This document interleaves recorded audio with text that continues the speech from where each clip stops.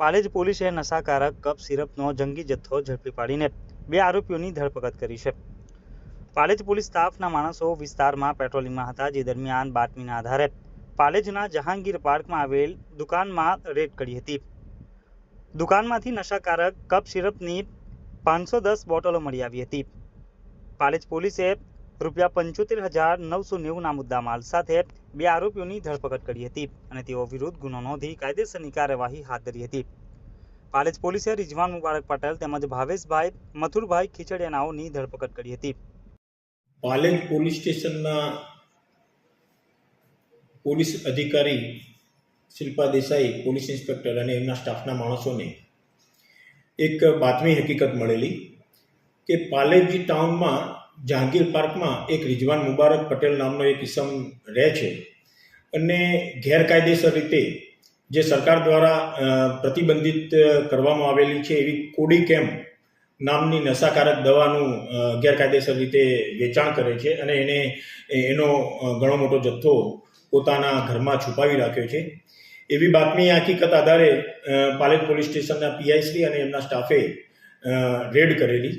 Red દરમિયાન આ રિઝવાન ઘરે હાજર મળેલો અને એની સાથે જડતી કરતા એને સાથે રાખીને 500 જેટલી કોડીકામ ટી કે જે પ્રતિબંધિત નશાકારક સિરપ છે, કફ સિરપ, એટલી મોટી માત્રામાં મળી આવતા એફએસએલ અધિકારીને સ્થળ ઉપર બોલાવેલા અને એની પ્રાથમિક ચકાસણી કરાવેલી.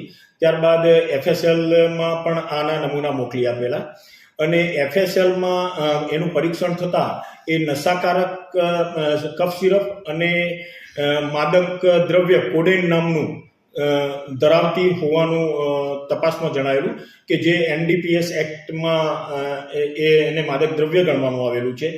એ પરીક્ષણ અહેવાલ આધારે આ બાબતમાં પાલેજ પોલીસ સ્ટેશનમાં એનડીપીએસ એક્ટની વિવિધ કલમો હેઠળ ગુનો દાખલ કરેલો અને આ આરોપી જે છે રિઝવાન મુબારક પટેલ, એને ગુનાના કામે ગઈકાલે ધરપકડ કરવામાં આવેલી છે. આરોપી રિઝવાનની પૂછપરછ કરતા એણે એવું જણાવેલું કે એક ભાવેશ પટેલ નામનો માણસ છે જે પાલેજમાં મેડિકલ ધરાવે છે, એણે આ જથ્થો પૂરો પાડેલો.